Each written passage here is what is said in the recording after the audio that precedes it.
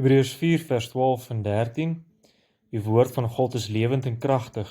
Dit is skerper as enige swaard met 2 snykante en dring deur selfs tot die skeiding van siel en gees en van gewrigte en murg, te beoordeel die bedoelings en gedagtes van die hart. Daar is ook niks in die skepping wat vir God onsigbaar is nie. Alles lê oop en bloot voor sy oë, en aan hom moet ons rekenskap gee. Goeiedag aan elkeen, baie welkom by ons laaste insetsel van die tema wat ons hierdie paar dae bespreek, handel oor die swaar kry, waarom God swaar kry toelaat in ons lewe, het ons oor gepraat en ons het ook al gepraat oor wat is die doel van swaar kry. En nou vandag praat ons bietjie oor swaar kry, hoe moet my gesindheid wees? Wat moet my gesindheid wees wanneer ek dan deur lyding of swaar kry gaan in die lewe? Het ons as gelowiges die reg om teenoor God te vra, maar hoekom het hierdie ding oor my pad toegelaat en waarom moet ek nou deur hierdie dinge gaan? Ek is dan 'n goeie mens, ek leef dan jy weet op 'n goeie manier en ek is dan getrou aan die Here. Hoekom gebeur hierdie dinge? Mag 'n mens daai gesindheid hê of wat se gesindheid sal 'n mens eerder inslaan? Dis waaroor ons vandag gaan gesels. En Dominee Jacques, ek gaan vir jou oorgee. Hoe moet ons gesindheid wees in swaar kry? Ek dink ons het reeds op ons vorige opname lekker daaroor gesels, oor Petrus wat vir ons eintlik baie goeie riglyne gee. Maar wat is ons algemene gesindheid? Mag ons rebelleer teenoor God en sê, maar hoe kan U hierdie ding toelaat in my lewe? Mag ons daai gesindheid inslaan. Goed, ja, ek dink uit die Ou Testament uit, as mens kyk hoeveel keer het Dawid met die Here geworstel, as mens kyk na klaagliedere, is daar 'n worsteling met die Here, maar dan elke keer is eintlik verstommend ook aan die einde van klaagliedere, dan fokus hulle op die Here en dan vind hulle troos in die Here. Nee, is ook so 'n herhaling daar in die psalms ook. Die psalmdigter wat kla en wat hartseer is en wat bewoe is om sy omstandighede en dan gee die Here uitkoms en dan fokus hulle weer op die Here en dan kry hulle ook troos daarin. So ek dink mens mag worstel met die Here. Nee, mens mag mense bekommernisse en mense hart by die Here kom uitstort. Hy sê juis wanneer ons bewoe is en wanneer ons oorlaai is en sê kom na my toe, almal wat vermoeid en belas is en ek sal julle rus gee. So die Here sê, hy nooi ons uit, kom na my toe, kom praat met my, kom deel jou hart, kom sê vir my waarmee jy worstel. Ek luister in gebed en ek luister na julle gebede en ek sal ook op my tyd en volgens my wil ook dan antwoorde gee as die Here se wil is of dan nie.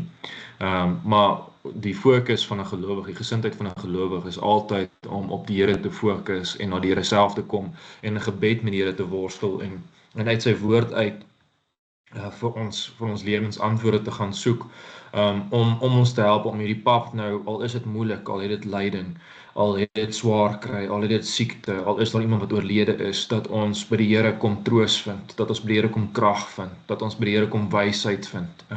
Ja, ek dink nou in Jakobus 1 ook wat sê, as ons wysheid kort kom in omstandighede waar ons swaar kry en waar ons seer kry en waar ons oorlaai is, dat ons van die Here moet wysheid vra, dat ons sal bid en vra, Here gee vir ons wysheid, dat die Here ons sal help om te verstaan waaroor daai goeders in ons lewens aangaan. Ja, ons gepraat van Petrus wat blydskap het, al is daar beproewings, wat sê ons moet blydskap hê, al word ons beproef, want ons geloof word daardeur getoets, en die blydskap gaan oor so kort tyd het ons op aarde is, plus ons sien uit na die ewige heerlikheid. So die lyding wat ons nou op aarde verduur, weeg nie op teenoor die ewige heerlikheid wat ons in die hemel sal ingaan nie.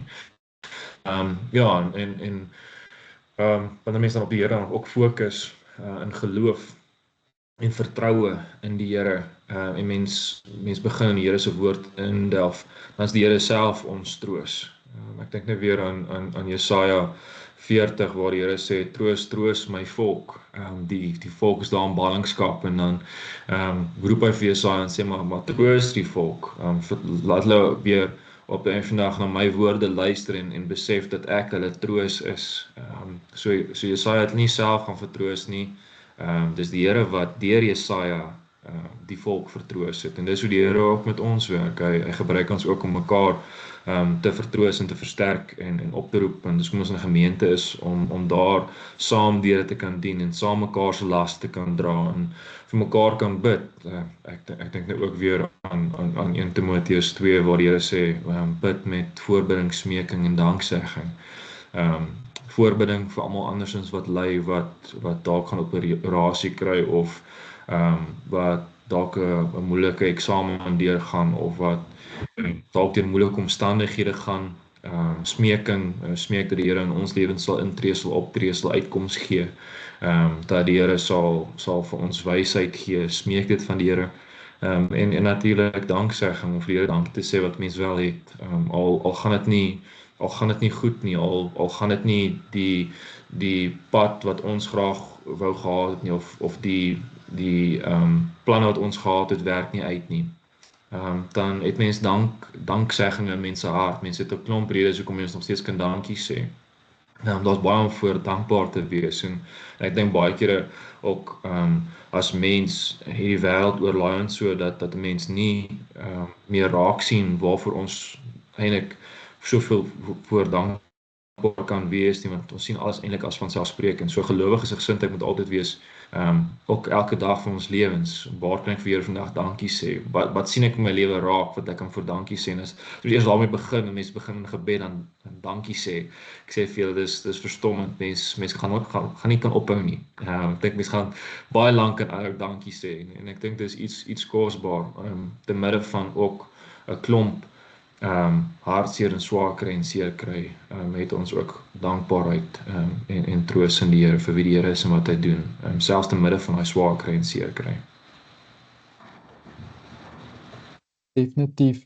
Ja, ek stem heeltemal saam. Dit is daarom maar wonderlik dat weer eens die perspektief wat 'n gelowige kan hê, om te behou, om te weet dat hierdie swaar kry, hierdie lyding waardeur ons nou gaan is maar kort, in vergelyking met die heerlikheid wat nog vir ons voor lê, met die toekoms.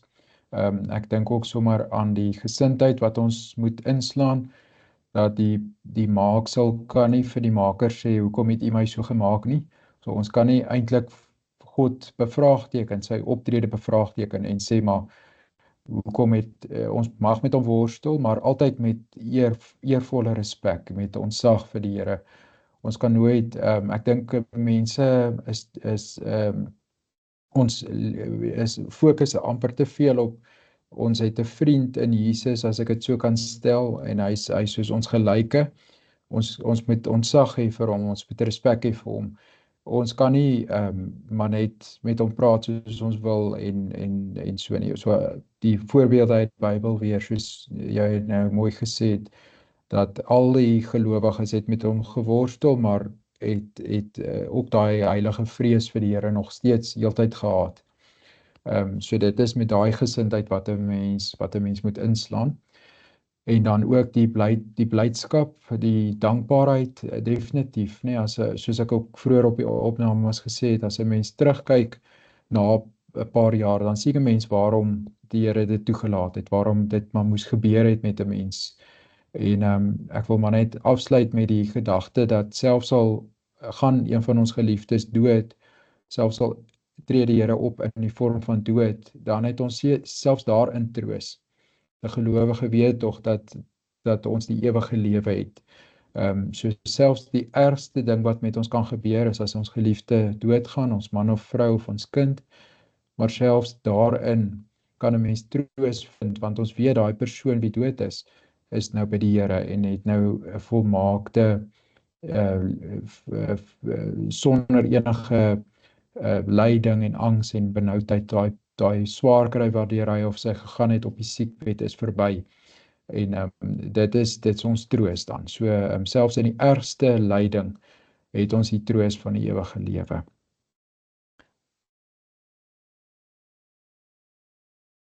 Nog iets van jou kant af, Jacques? Is jy ook reg?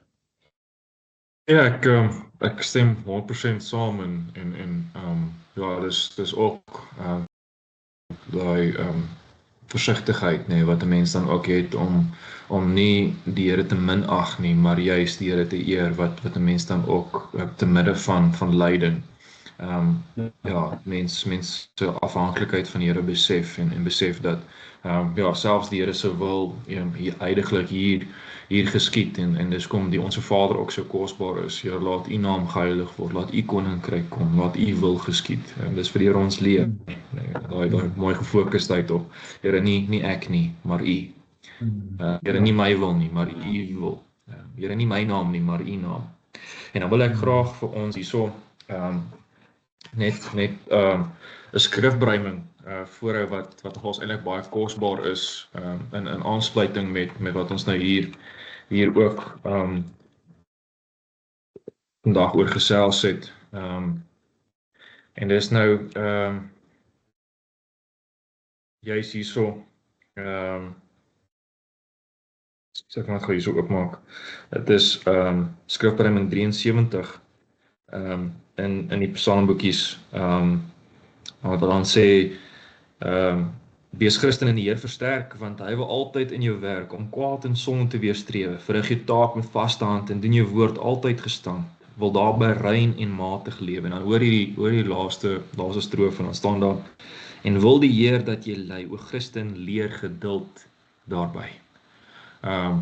Ek dink die gesindheid wat 'n gelowige moet hê is om ook geduld te kan hê. En ek dink dis iets waarmee ons as kinders van die Here baie meer sukkel.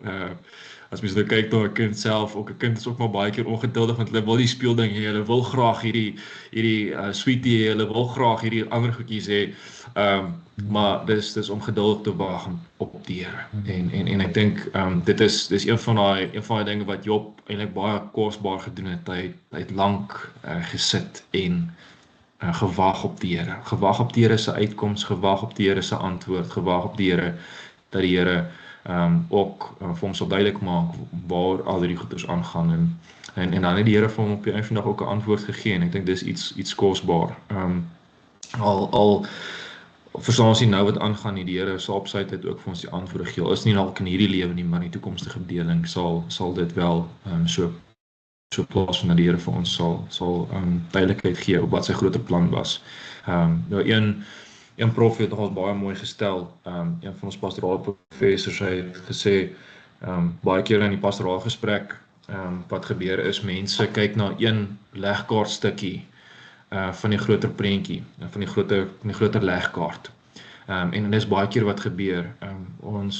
Ons kyk nie na waarmee die Here in algeheel besig is nie. Ons kyk net na huidigelik ons omstandighede wat nie uitwerk nie. Ons wat onsself so oorlaai en ons wat net vaskyk aan hierdie goeters wat ons nou self so oorweldig. Maar wanneer mens dan na die Here se woord kyk en mens kyk weer terug en mens staan weer terug en mens kyk na die groter prentjie, dan sien mens uiteindelik God se wil en God se raadsplan is nog steeds besig om tydens al die goeters plaas te vind. En ons moet daarin ook toos en krag vind om geduldig te wag op die Here met die wete dat hy wel sal intree en sal optree tot eer van sy naam. Baie dankie ook vir daai insette. Ons het soveel troos in die Here dat 'n mens eintlik as 'n mens net stil raak soos ons sê, dan het ons eintlik soveel rede om troos te vind en om dankbaarheid teenoor hom te vind. Van ons kant af bid ons ook vir elkeen wat deur swaar kry en lyding gegaan het, die Here se troos toe. Gaan na die Here toe vir antwoorde, worstel in respek met hom, in vertroue en wag ook op sy uitkoms. Mooi dag vir elkeen.